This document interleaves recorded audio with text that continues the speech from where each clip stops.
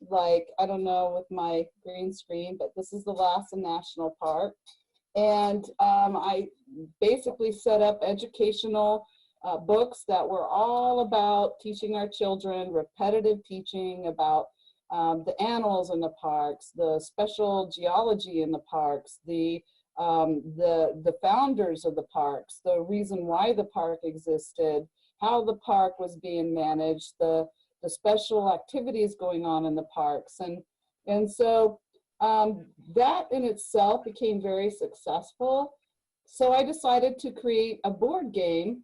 And as I thought about the board game, I was thinking, wow, if I was a kid and I go and I pick up a board game at a national park, I'm in a tent. And I really don't know, you know, or I'm traveling in a car, or I'm traveling all over the place, and I don't know how I'm going to like really be able to play a game while I'm traveling. So what I came up with was a board game that allows for you to, this is just one of them here. I may have to turn off, I'm going to turn off my green screen just because I think it's interfering.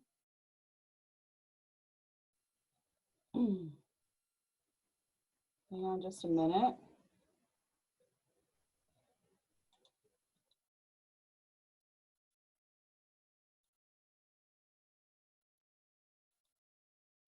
Whoop.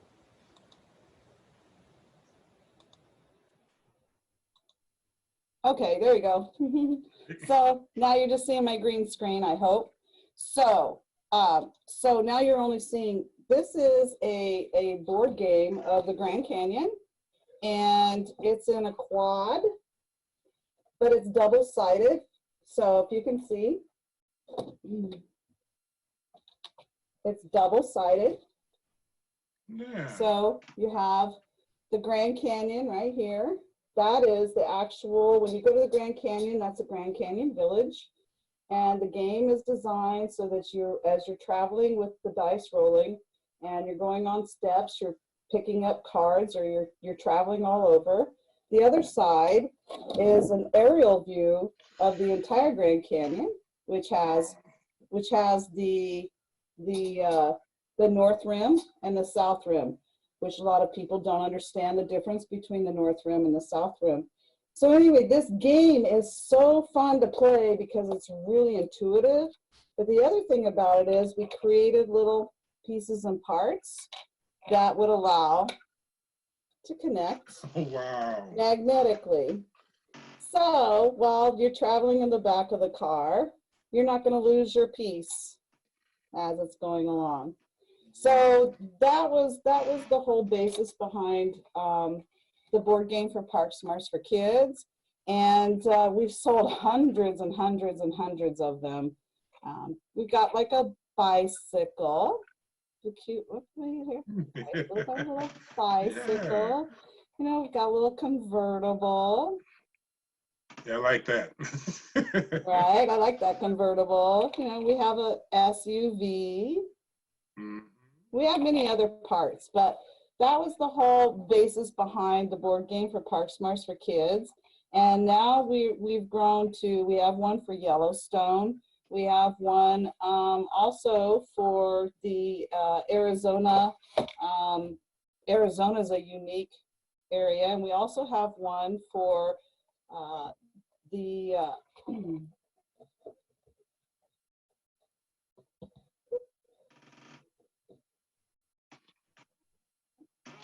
Oh. So that's the Arizona. Yeah.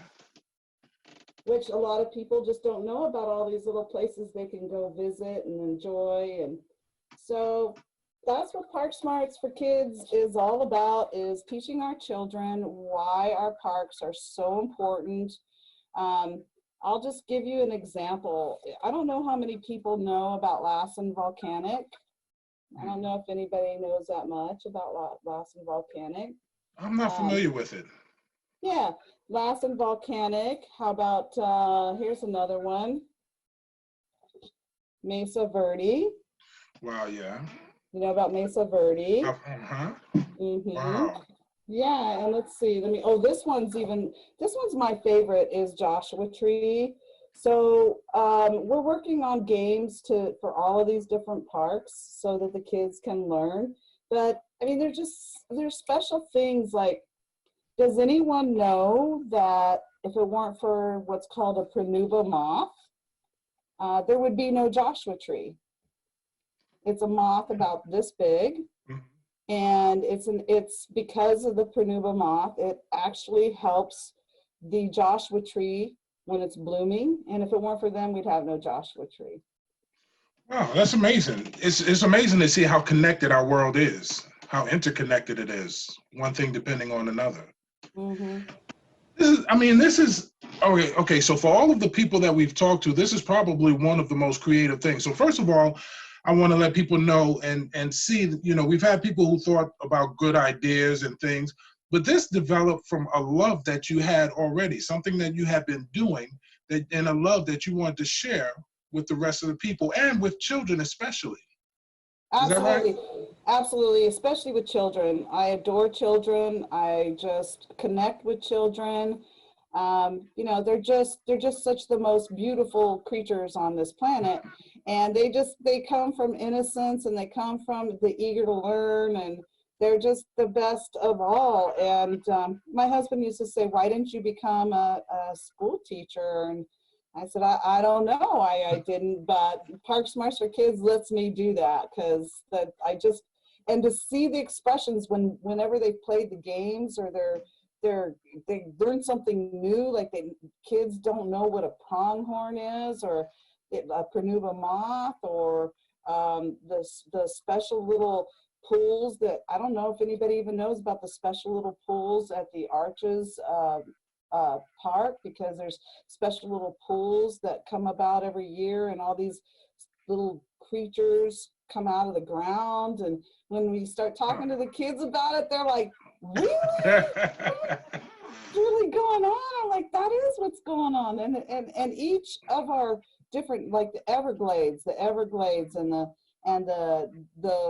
different kinds of things that happen in the Everglades, or the different things that completely to the other side of the country of Joshua Tree, which is on the West Coast, or the Sequoia National Park. All of it is just amazing. And so teaching the children when they get to learn about it is a very rewarding experience.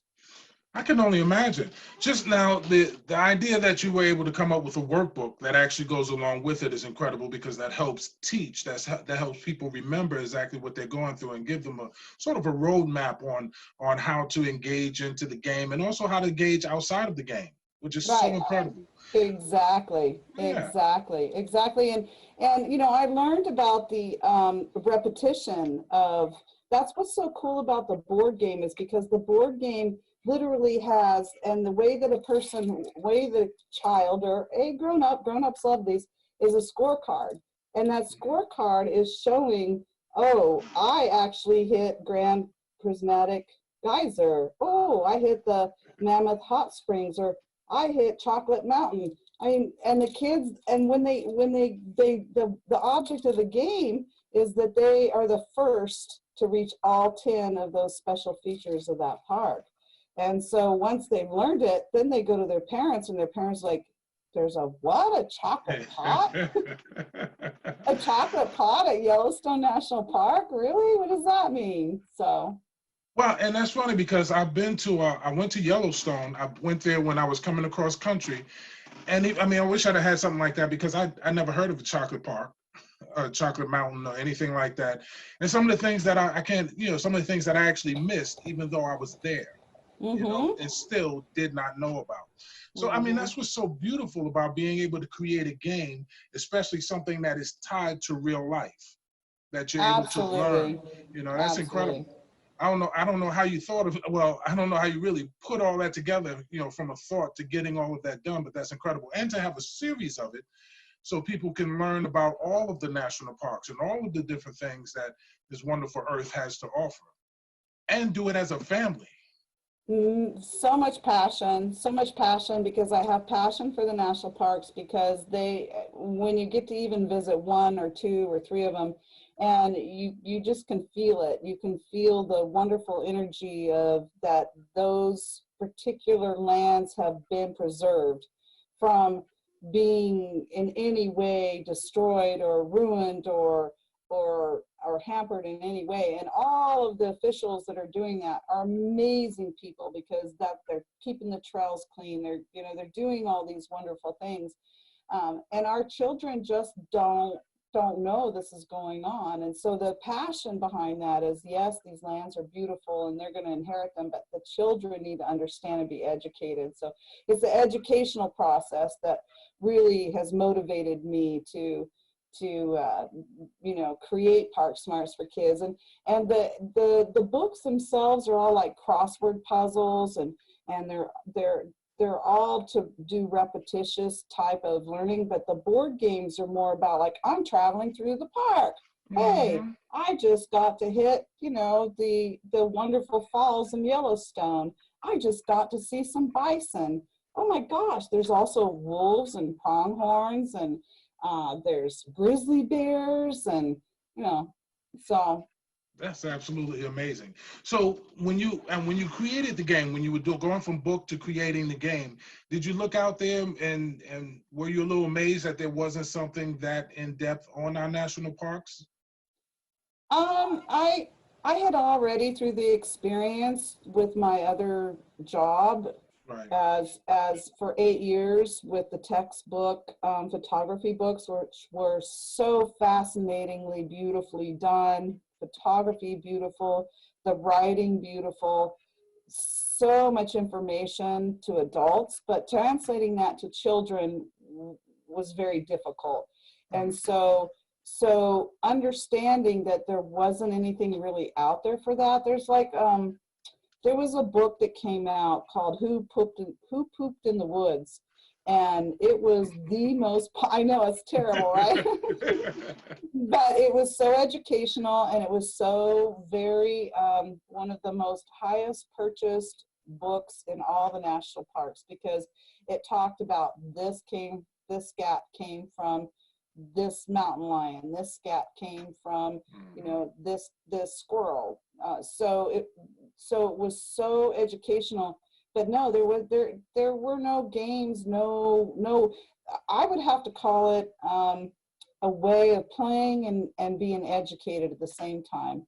And it leaves an imprint on the kids. When the kids go into kindergarten and they're coloring and they're doing the most basic parts of learning how to learn, that's where my brain was at with the board games, was helping the children that are learning how to learn be able to have fun doing it and enjoy the fact that, hey, you know what, I can just slap that on there and it's not going to go anywhere, I'm not going to lose my spot. You can't shift this game and try to cheat.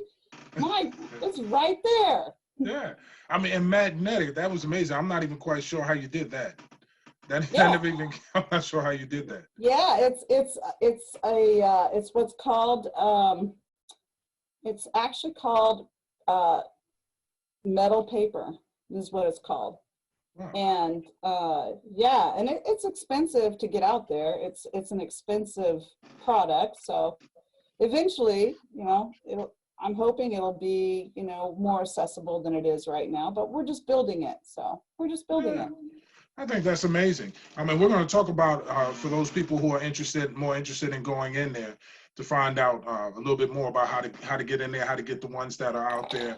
But let me ask you this. So so you had something that you were doing, you were passionate about, which were the parks.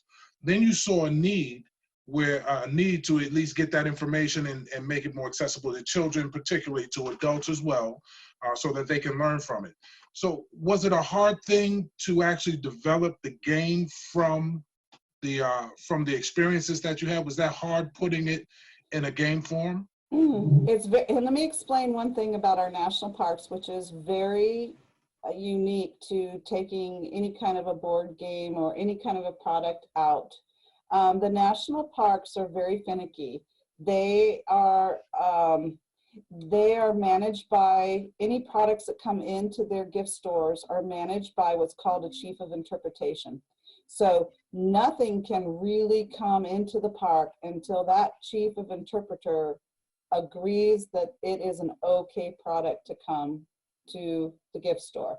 And it's good because it keeps from having like a bunch of stupid shot glasses being sold in a gift store. It's all about the interpretation of the park. It's all about the prestigiousness of that park and what's so special about that park. And so they don't allow all this stuff to come in at those gift stores. And so in order to get a game approved or any kind of a product approved at the national park, you have to understand that you are doing exactly what they want you to do to teach anything about that park. So it is very difficult because you can't, there's no way you can take a board game and really geographically make it what that park is, because all the sections and all of the miles per, square mile of those sections can't really relate. But what you do have to do is, if you're going to do something like what I've done with a road map and you're traveling, and I've got a convertible and I've landed on, the red, and I'm going to, in order to move on, I have to answer a question, and I learn as I'm moving on. You have to know all the facts. You have to know really the geology of the environment, and you have to know a little bit about that road map. So it's not an easy thing to do. It's actually a very difficult thing to do. Okay, so Yellowstone and Grand Canyon, I tackled both of those based on knowing that the way that their road system is and the way that you go and travel, you're going to see these things at certain places. Like you'll see more bison in Lamar Valley. You'll see more pronghorn in Lamar Valley. You'll see a petrified tree that's just east of that valley. So yeah, it's a tough thing, but having the knowledge and the experience that I've had is why I tackled it. Otherwise I wouldn't have done it. Okay, so it was a little bit of a collaboration also with each individual. Was that for each individual park that you went? Correct. Okay, which is great, because that means you have the backing of that park specifically. Correct. So anybody who looks at that, they're going to get a real experience, almost like a real tunneled experience from that park by using your game. Correct. That's amazing. And the chief of interpretation system makes sure that there isn't non-factual things stated. You're not teaching the children something that's non-factual. Wow. So ladies and gentlemen, if you were interested in getting your children, especially for those who go camping and those who go RVing, those who go traveling, if you were interested in getting your children something, or yourself or your family members something that was specific, that was real, something that was specific to these national parks with all the information correct, this is definitely something that you might want to look at. Is there somewhere, well, just since we're here, is there somewhere people can go to get more information about the ParkSmart? Piece of cake, just go to the www.parksmarts.com. That makes it easy. We're going to put this up real, parksmarts.com, and we'll continue to put that on. So, and you have, now let's talk a little bit about the board game creation itself. So you have a double-sided board. Yeah. Which I've never seen. I don't think I've seen anybody do a double-sided board. Yeah, so you actually have printing on both sides or magnetic paper. This is a goodness. Was that a huge undertaking? Was this something that you came up with, or did you stumble upon, or how did that come to be? Yeah, Yellowstone was the first. Yellowstone was absolutely the first. And Yellowstone, what I went for, I don't have the pieces in front of me, but Yellowstone, I went for summer in the Yellowstone, because there's lots of activity in the winter Yellowstone. And so there's these incredible big buses that have the skis that go through the snow that everybody can get on and just go traveling through. So I don't have that piece with me, but it's an incredible snow bus. And then of course people can go cross country skiing and by the fire, and there's you know, Yellowstone's like that. They bring in a lot of people through that. So that one was the easiest. That one was very easy to go, well, you can have, you know, the summer side, right? Okay. Right. And then you can have the winter side, which I went through a little bit of some pastel kind of concepts about that, how that was going to be, and how, you know, attractive I would think that the board game should look, you know, for, wow, what a difference. Yeah. You know, it's the winter. So yeah, it's going to look a little different. But the Grand Canyon was very well thought out, because I know I've gone to the Grand Canyon so many times. I know that there's this really incredible, you can take a train and you can go to the South Rim, and you can get on a mule and go down down into the canyon. You can do a helicopter ride. You can go get your, you know, photograph taken at Cove Studio. Have a nice time down Bright Angel Trailhead. I mean, so I knew all of that. That's an experience of the Grand Canyon that most people experience. Most people know nothing about the North Rim. No, they do not have a clue what the North Rim is all about. And so that one I put a lot of thought into, so that you could see there's a North Rim and a South Rim. And you can see the only way you can get to each one of those sides is through a helicopter or go around it. So yeah, that put a lot more thought into it. Lassen National Park. I've done Lassen National Park. It's an amazing park that is of a very incredible area, and a lot of it is under snow most of the time through the year, and a lot of it opens up during the summer. So you have to be really conscious of that. Arizona is an amazing place, because you can pretty much go anywhere you want to go throughout the whole year. It doesn't really matter. So it really depends on the state, the parks, and yeah, you've got to put a lot of thought. It's a lot of work. Yeah. So we do have a question from one of our attendees, and she's asking, so there are more than 2 games, one for each park. So would you go through her to the ones that are already completed, which parks that you actually have gone into, and some of the parks that you're considering bringing on board? I actually, there have been, Yellowstone has actually taken a few of the board games and put them into their stores. I don't know what's happening with the COVID. I can't really tell you. And so has the Grand Canyon. So I have not published the other parks, but Yellowstone and Grand Canyon I have. And so I think I've probably put in about 50 to each park. And I don't know about any reordering until the COVID, whole thing. A lot of people can't travel. But yes, the Yellowstone, those are published. They're fully published. But the others that I'm working on, they're not fully published. So now, and the young lady who's asking the question, she's actually a librarian. She's the law librarian at one of the schools, one of the libraries here, and actually in Virginia.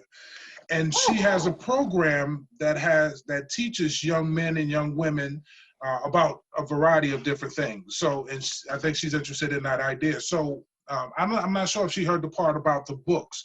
So could you tell us a little, because I know you have a little bit more of the books that are available, even for maybe some of the parks that are not just yet. I'm trying to think, in the Virginia area, if it's about that area, we need to really talk about it. But so let me show you just an example of Mesa Verde. Okay, so just the fondness of, like, he's like checking out all this stuff. That's all fun, right? That's great. But what's inside of this is there's crossword puzzles they have to answer. There's word searches that they have to answer. And it's repetitious. It's constantly repetitious about, what is common in the Mesa Verde National Monument, Pueblos. What were the Indians? What did the Indians grow? Then we have like a special, you know, connect the dot. Then we have a maze. That's a kiva. I mean, very educational. Most kids don't know what a kiva is, so they learn about it. You know, there was dances, you know, and mind you, I'm just going to tell you right now, I mean, I'm not the greatest artist in the world, but all of those illustrations are me. I've done all those illustrations. Those are all me doing the illustrations.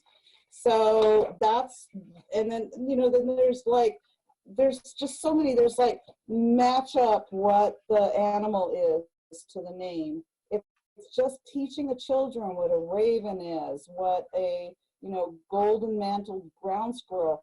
The golden mountain ground squirrel is important. If you understand this, this is about the interpretation from the chief of interpreter. You can't just say squirrel. It's a golden mountain ground squirrel. So these are the things that we do.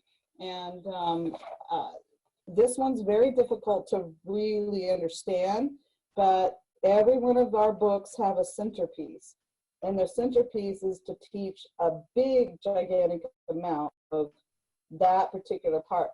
This one is on a timeline of when the mammoths happened, and then moves on to the last days of the Pueblo. So, and you can't just call them, you know, Indians. The chief of interpretation says that they're the Pueblo, they're the Puebloians. So this is the teachings that I have been working so hard on, and this is just Mesa Verde. I have probably 25 titles. Maybe I'll show you. Here's Carlsbad. Here's Carlsbad Caverns. Wow. So the centerpiece is pretty much all about the cave and the animals that are around it and what's involved. You know, and you have to just kind of find a flashlight, or you have to find a javelina. Most kids don't know what a javelina is. So now are all of the, can they find information on all of these on the website? Yes. Okay, so I've typed it in there, parksmarts.com. Please do go on there because there's a lot. She has a lot of information and a lot of different. What I also have on there is I have the ability to download any of these books as a PDF. It's like $6.95 for a full book. And just so you know, so you can be the greatest teacher in the world, guess what's in the back? You have all the answers. So all the answers are in the back. Now that's awesome because we have a number of homeschool parents that's watching this. So for all my homeschooling parents, this is a great way to get some extra training, extra classes inside of there that would be awesome and something that they don't normally come across. I know. I've been wanting to do a, you know, some kind of a weekly Park Smarts for kids, get the kids engaged, and I've really been wanting to. I've been wanting to do it. I've just been so busy with so many other things, but hopefully I can get that accomplished. And actually, I'd just love it if everybody else could do it. I mean, it'd just be great to, you know, give me the tools you need.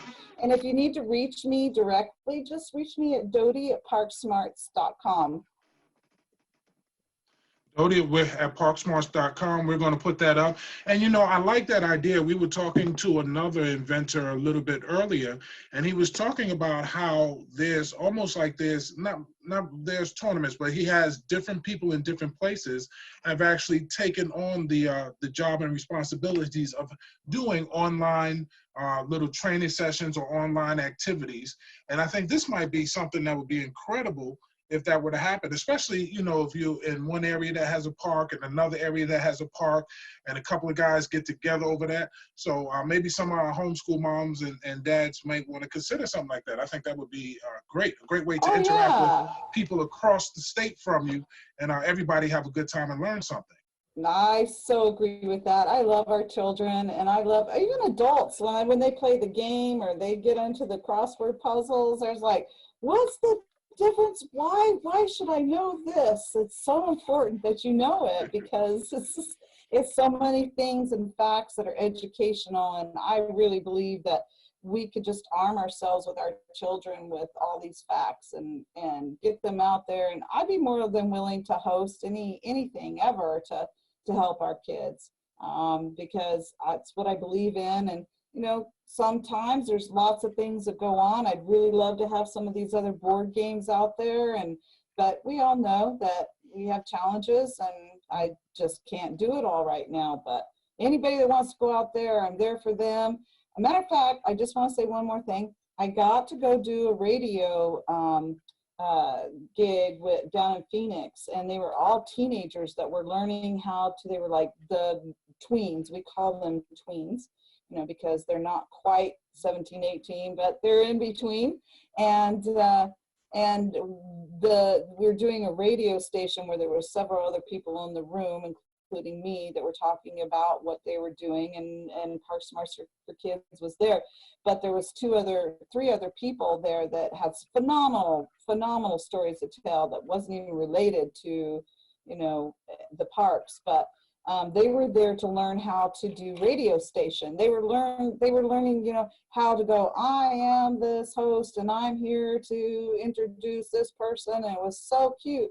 And every single time they started interviewing me, they started like asking so many questions and so excited that they had to get redirected to like go back to their radio station because they were so excited about what they were learning. So it's just invigorating just seeing the kids learn. And yeah, I love it. Yeah, and I was just like that when I was young. I'm still like that, but I was just like that when I'm young. You know, feed me some new information, something that's interesting. You know, tell me about the squirrels and give me, the correct names for them. And it just it just thrilled me so much. And let me interact, let me learn, let me get my hands in there and learn something that's outside of the norm. And I think that's great because that's what this does. And it does it on a realistic basis, and it does it around in different areas, especially those books. I love those books that you have. So Homeschooling Crowd and Mama people definitely take a look at those books. So, and here's another thing that I think is so amazing and freeing about what you've done. You had the confidence to create these things yourself, even down to the drawings. You know, so did you consider going out and getting somebody, some big artist type to come do it, or was it something that you really felt the passion for to make sure your heart was in it and your hands were in it? Exactly. You just said it without me saying it. It had to be, absolutely. It had to be in a situation. Now, I have no problem with having others come in and help and enjoy it, and maybe, you know, have some kind of way of earning some money from it if that's important to them. But no, this is about the children. This is about the national parks. I don't care how long it takes. I don't care if I don't, you know, I would love to have some partners come in and help me make this grow faster because I'm only one person. But yeah, no, I just know where my heart is at, and I want to keep it very, very much about the children learning about our national parks and understanding that these are incredible lands that we have inherited. We're going to continue to inherit, and we need to keep taking care of them because it's the earth and it's important. And understanding about why the Yellowstone National Park came about, or understanding why the Joshua Tree National Park came about, and how Carlsbad Caverns is protected. All those things are important as we grow as human beings that are here to protect the lands and here to protect our children and here to protect the goodness about humankind. So, yeah. You know what? I think we should maybe couldn't even be a challenge of some sort. So I know Meldon Jenkins Jones is here. Miss Meldon, she's one of my good friend of mine. And perhaps, and I'm gonna throw this out here, maybe some of the libraries, besides the Homeschooling Crowd, maybe some of the libraries, what we can do is have everybody go to your website, take a look at the information in books and maybe even put together a challenge so that the children would take a look at those books, the ones that are available, and then maybe create something from there and work with you, and perhaps they can even become a part of the next book, the part of the That's next book or the great. I next love that. game. How about that? And I love that. And you know what? If it's a library or if it's under any kind of a really wonderful cause, we will make sure that no one is paying retail if they have to buy the books or put them wherever they got to put. We'll, you know, just get it to where it's just a little bit above cost, because I want this out there. I want the kids to learn. I want them to know, you know. I haven't been able to do, you know, a lot of the East Coast, but I did Everglades, and I did, well, Mammoth Cave isn't exactly East Coast, but I did Mammoth Cave, the Statue of Liberty. That one's fascinating. The Statue of Liberty is a fascinating thing to learn about, because it teaches all about our immigrants coming in and why the Statue of Liberty even landed and how it got here from overseas. And kids don't know anything about this, so Yeah. we teach them. It's a great thing. Yeah, and I see that Melvin just said thank you, Dodie. So I think that we got some wheels turning, and I think that's an amazing thing. See, you know, and what's amazing is because you'll have an inventor like yourself that'll create something out of passion. You know, not just something that they did for a long period of time, but out of passion, and then show everybody else the way that that passion can spread and how people can become a part of that and grow this into something that's even bigger than, you know, what anybody would have imagined. And I think that's beautiful, you know. And I think it is too. Yeah. And in my spirit, and the way it's always been, if I know I've touched one child, I've done my job. If I've touched one child, I've done my job. That's not amazing. that I'm going to quit. Just means that the feeling of that has come back to me in spades that no money, no anything could ever do. Just knowing that child learned, knowing that child, you know, was impressed by it, knowing that they were touched. That's what I live for with Park Smarts for Kids. Yeah, and we do have one up in our webinar chat. Shenandoah National Park. Yes. So I'm excited because it looks like this is possible, that this can happen, and everybody, you know, see, we've had, with all of the people that we've had, everybody's been special, but now we've gotten to the point on this day where this is open up to the world. So for everyone who is watching it now on a replay, thank you, Melvin. She said we're gonna make it happen. So, you know, this is what I'm talking about.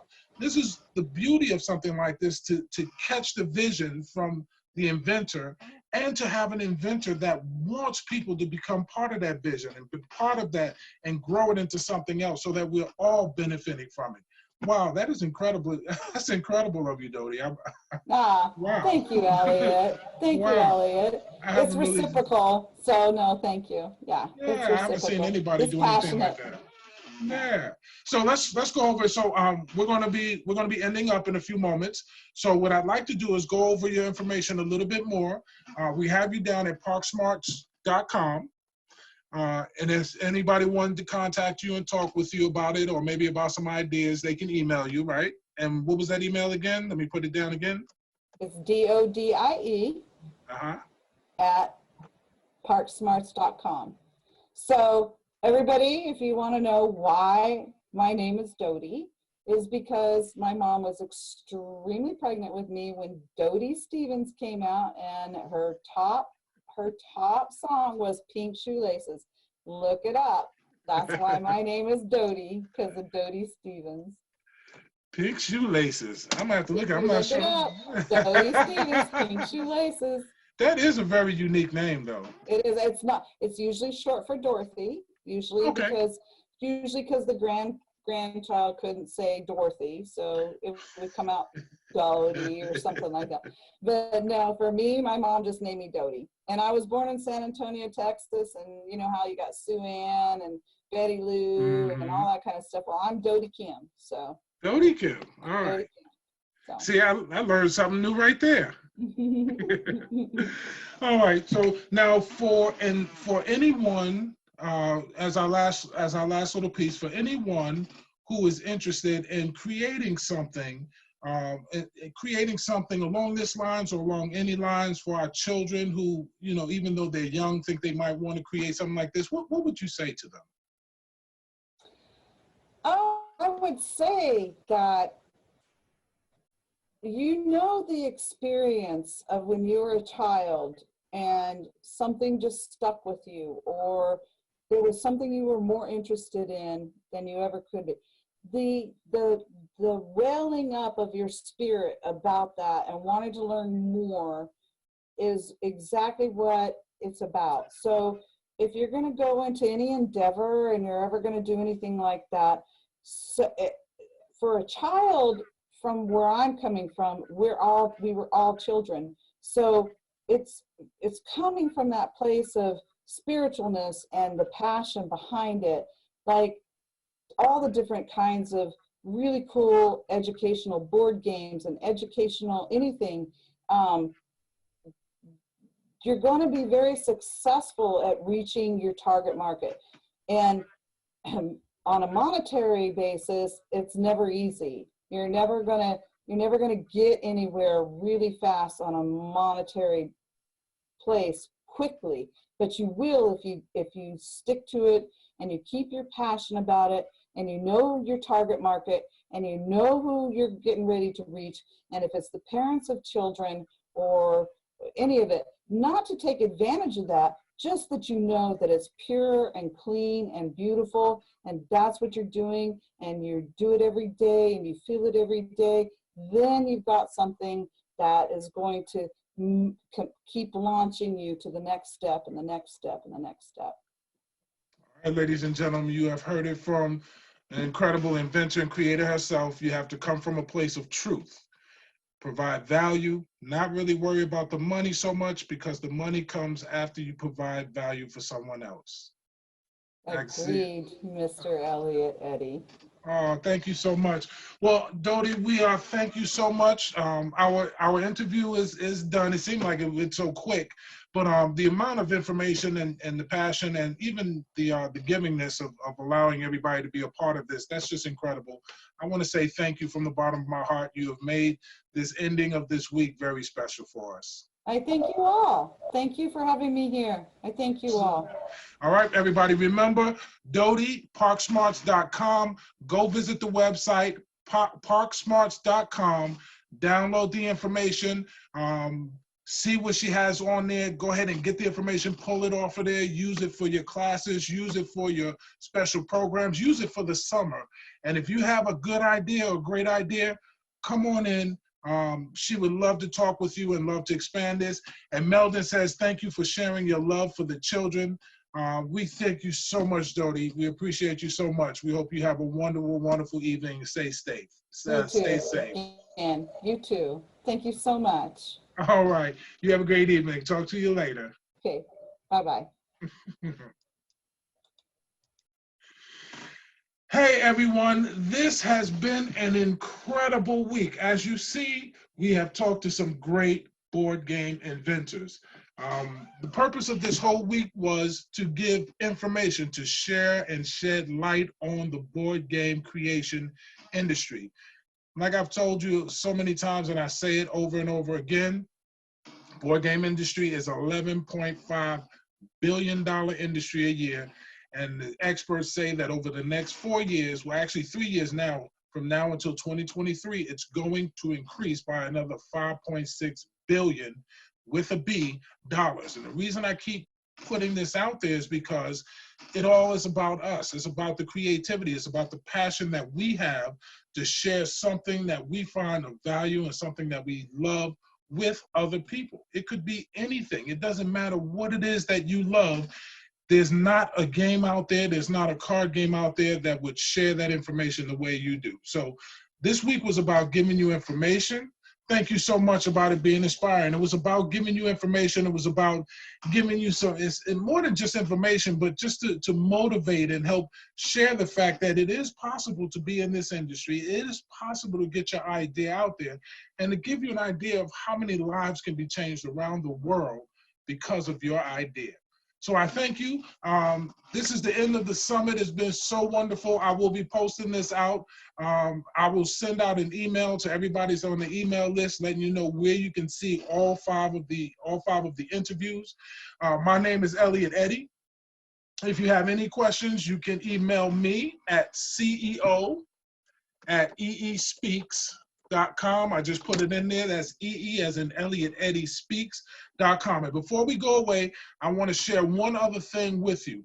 Now, I know we've gone over a lot of things as far as the class is concerned, or as far as board games are concerned, but then I have something else special, because although we've touched on a lot of different things, we didn't go in depth on how to create board games per se. So I do have a class that I've put together just in case someone wants to know more about it. I'm going to share my screen very quickly. And here we go. I am sharing my screen now. And what I'd like you to see is a class that I've put together, which is called Turn Your Idea into a Board Game and Sell It Without Wasting Your Money. And what I've done is all five of these interviews are in this particular e-class. You'll find, as a matter of fact, if you go to the page, which I'll send out in the email, you'll find all of them that are actually in here. So we've had myself, the one that I've done on Wednesday. We have the one that was done on Monday by Miss April Prayer from justicejunkie.store. The interview with Zach Edwards, who is from Historical Conquest. We also have the interview from his name was Jeff Zhu, from Manufacturing in China, from Boda Games.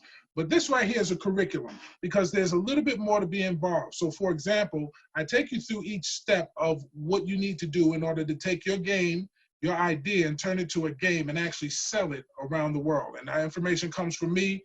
I have 4 board games. They've sold in 9 different countries, and it comes from a lot of the friends that I've met along the way. So you can have sections that'll say, take your idea and create a fabulous game around it, which will give you what is your idea for a game, what problem does your game solve, and what value does it provide, being able to specify what that is, finding out who is your target market and how to find out how to target your market, the mechanics, how do you create a game that you can play, how do we play your game, and then of course, how to create rules to your game and develop those rules so that it makes it fun. You have a section on making your idea reality, which is how do you create a prototype? Some people get held up because they want to create a game and somebody told them it's going to cost them thousands and thousands of dollars. In this training, I teach you how to not only how to create a prototype, but how to create a prototype for less than $5. Trust me, that is not a gimmick, because the prototype that I've created for my game cost me, I think the cost was $3.75, so it was less than $5. And I got my prototype, instead of ordering it from overseas, I got it from Staples, of all places. How do you do market research? Because those are important. How do you perfect your game? Everything from setting up your business, knowing about copyrights, trademarks, patents, non-disclosure agreements, how to get the business portion together, because you have the creative side, you also need to have the business side together as well. We have information on here about how to manufacture your games, how to warehouse your games. Where do you get it manufactured? How do you go about getting it manufactured? What do you need in order to have it manufactured? And who do you call? How much money is that going to cost you? And since now we're talking about money, because manufacturing will probably be the most expensive part of this entire thing, I even go into how you get the money in order to go into manufacturing. How do you find investors? How do you get the money out of investors' pockets? What is crowdfunding? As I told you guys on Wednesday, one of the major portions of my investment was through crowdfunding. I was able to get probably, I think it was like 90% of my money through crowdfunding. And crowdfunding is almost like a GoFundMe for businesses. It's a way that you can get money from people around the world, as long as you can just share with them the initial things, what your game is, what problem it solves, and what value it provides, who your target audience is. If you can identify all of these things right here, you would be amazed at how many people you can get to invest into your game, how many people you can get on crowdfunding to give you money for your game, and how to make that successful. My particular crowdfunding, the second time I did it, I received my budget. Actually, I received double my budget in less than, well, I received my budget in less than 5 hours. And by the time it was ending, I had over double my budget. And then we go into a little bit more about how you market it. I've gotten it out to 9 different countries, but that wasn't as simple as just saying, hey, it's for sale. How do you actually market? Where do you put it? How do you sell online? How do you get your games in physical stores? What about corporate sponsorship and sales? How about giveaways? Do you give away?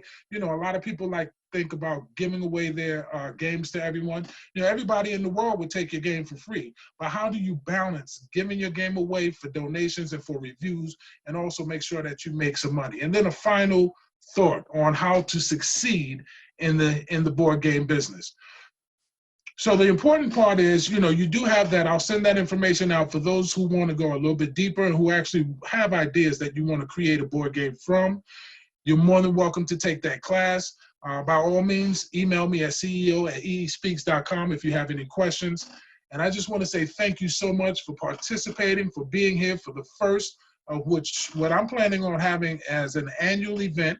And actually during the year, we'll have some other events connected to this, because I think that there's a lot of you out there who have ideas that the world needs to see in print. The world needs your ideas. The world needs you and what you have to share with them, so that the next generation and this generation can benefit off of your knowledge and your love. So thank you so much for being a part of this. I appreciate you guys.